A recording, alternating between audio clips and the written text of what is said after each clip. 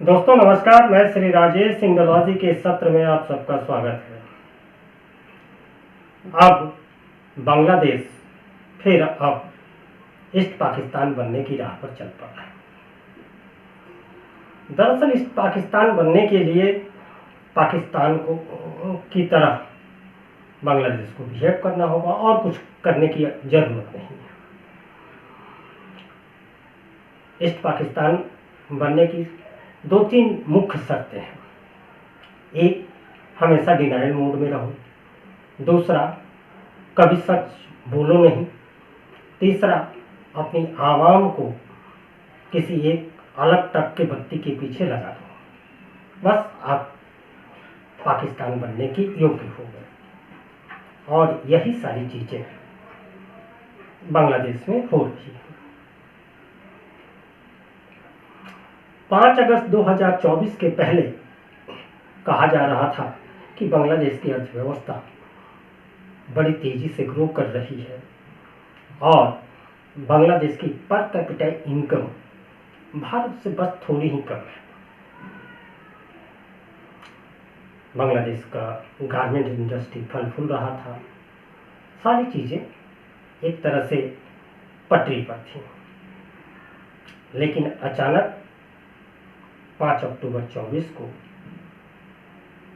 छात्रों का कथित तौर पर स्वस्फूर्त आंदोलन खड़ा होता है और शेख हसीना को देश छोड़कर भागना पड़ता है। खैर, शेख हसीना को भागना पड़े, उनका आंदोलन हो, वो सब ठीक है। लेकिन इस दौरान जिस तरह भारत विरोधी प्रदर्शन किए गए, जिस तरह भारत विरोधी बयानबाजी किए गए, भारत के साथ संबंधों को जिस निचले स्तर पर ले जाया गया, हिंदुओं की उनका कत्लेआम किया गया,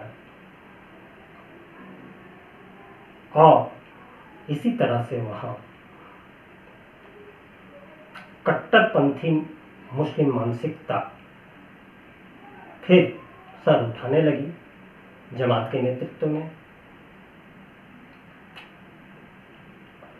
तो इसका खामियाजा तो बांग्लादेश को भुगतना पड़ेगा। बांग्लादेश के संबंध में पिछले वीडियो पर लोगों ने कमेंट किया कि नहीं बांग्लादेश में हिंदू इज सेफ। अब वहां के लोगों की यह जो सरासर झूठ बोलने वाली परंपरा दिख रही है, यह उनको ईस्ट पाकिस्तान के रूप में स्थापित करती है।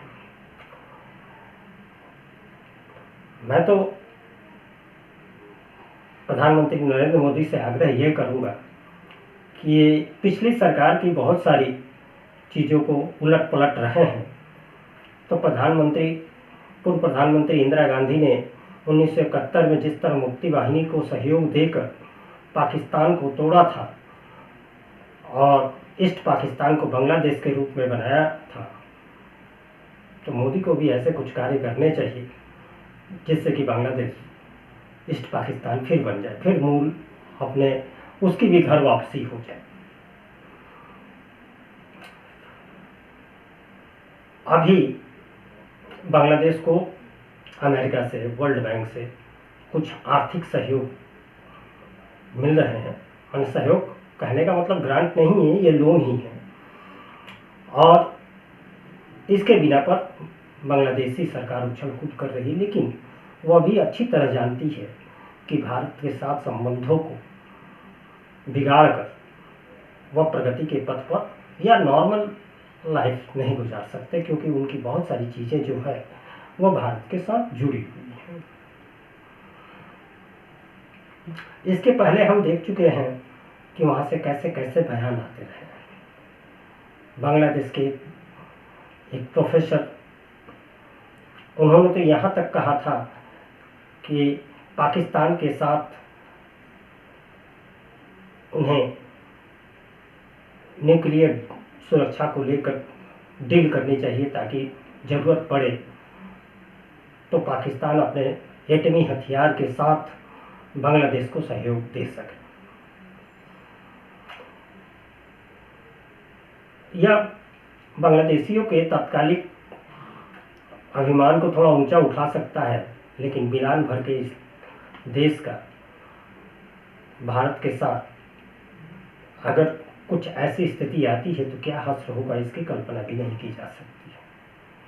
उन्होंने जो गोले बारूद खरीदे हैं वो अगर भारत के साथ युद्ध की स्थिति आए तो शायद रात भर भी न टिक सके। बाकी तो बात की है। जो सिलीगुड़ी चिकन नेक को काटने की बात कह रहे थे, 18 सितंबर को जिस तरह चटगांव हिल ट्रैक्स में वहाँ नॉन मुस्लिम्स पर, खास करके वहाँ चकमा हैं और हिंदू हैं, चकमा में अधिकांशतः बौद्ध धर्म के मानने वाले लोग हैं। पहले उनकी आबादी वहाँ 96% के आसपास थी, लेकिन अब लगभग 54-56% रह गई है, लेकिन फिर भी वे बहुसंख्यक हैं। उस समय जियाउर रहमान जब राष्ट्रपति बने थे तो बंगाली मुसलमानों को वहां ले जाकर उन्होंने बसाया था।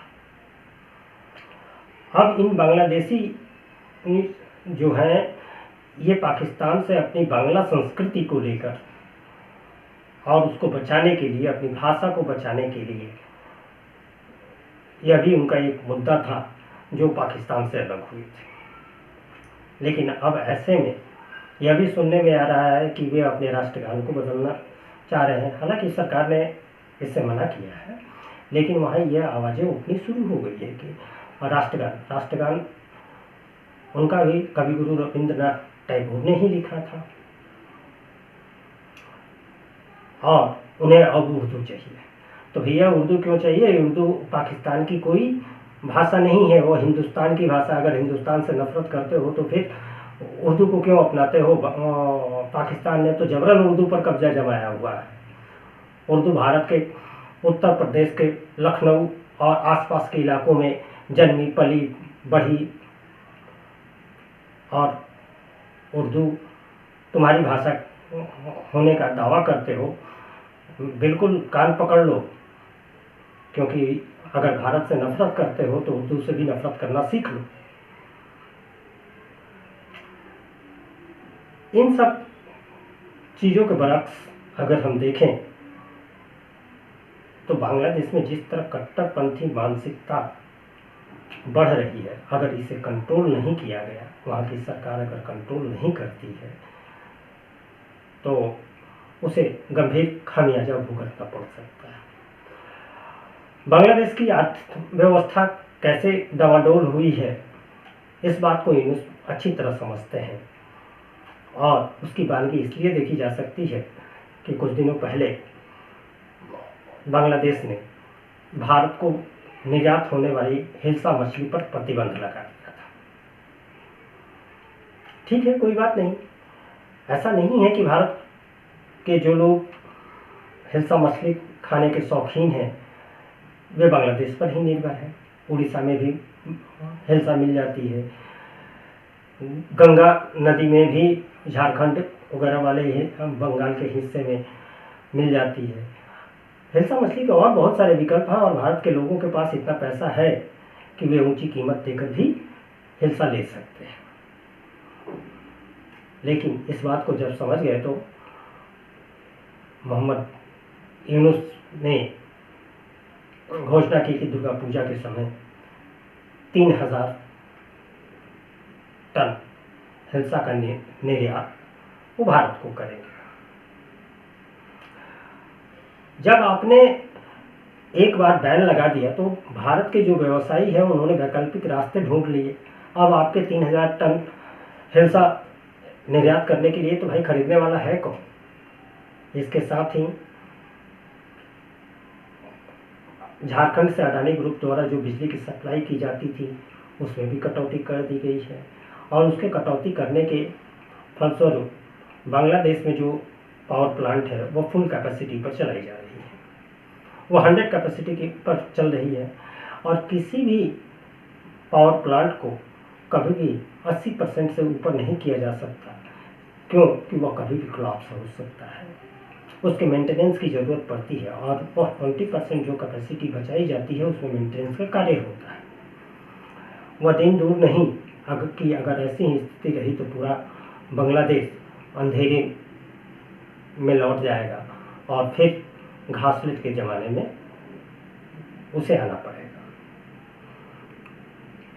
इसके साथ ही संयुक्त राष्ट्र की जनरल असेंबली में यूनुस ने प्रधानमंत्री से साइडलाइन में बैठक के लिए समय मांगा, लेकिन वह हो नहीं पाई।